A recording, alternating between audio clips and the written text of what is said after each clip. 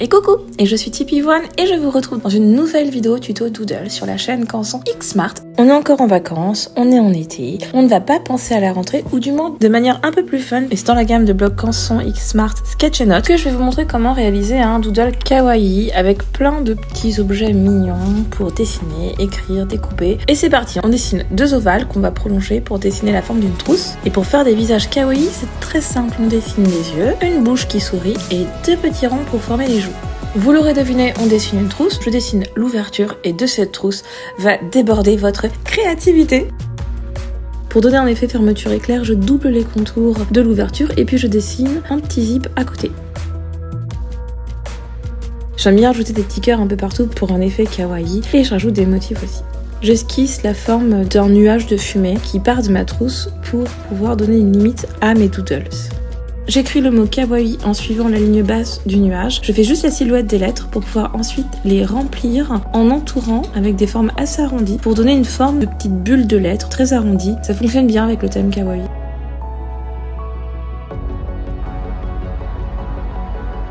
Je vais ensuite dessiner des nuages assez stylisés, toujours dans le thème kawaii. Dans ces nuages-là, je vais prendre certaines parties dans lesquelles je vais dessiner des spirales.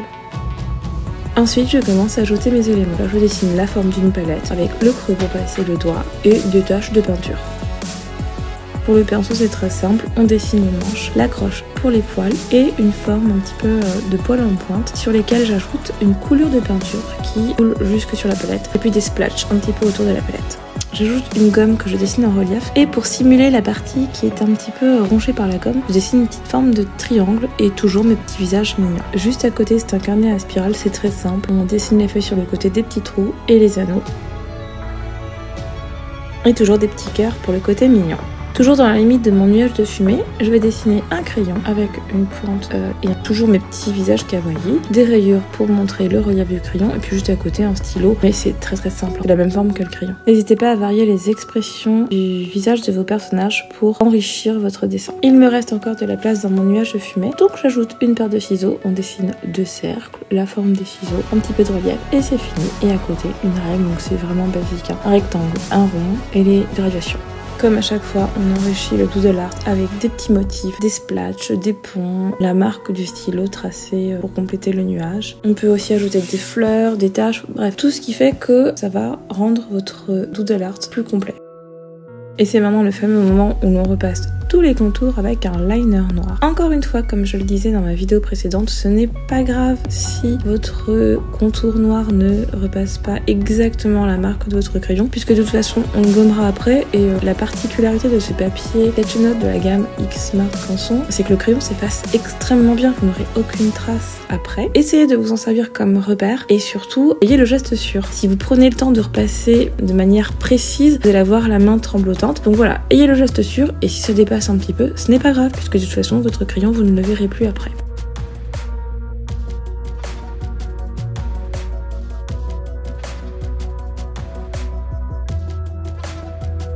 On continue à repasser ainsi tous les contours et vous allez voir votre dessin se révéler. J'avoue que c'est une partie du dessin assez satisfaisante à faire. Donc je vous laisse un petit peu avec le speed drawing et je vous retrouve pour la dernière étape de ce dessin.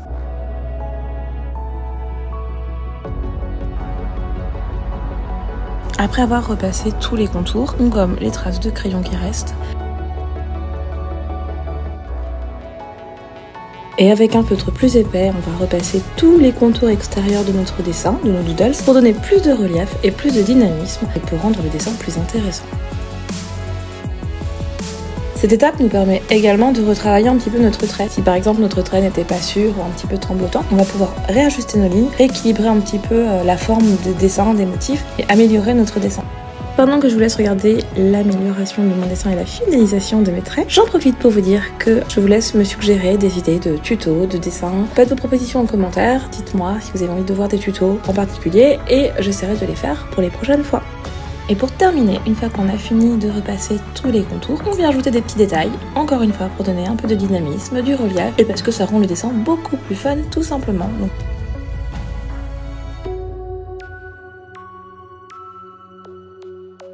voilà, c'était TP1 sur la chaîne Canson Xmart, dans le blog Canson Xmart Sketch et Notes. J'ai été ravie de vous présenter ce tuto doodle art sur le thème kawaii. J'espère vraiment qu'il vous a plu. N'hésitez pas à me faire des suggestions d'idées et je vous dis à très bientôt.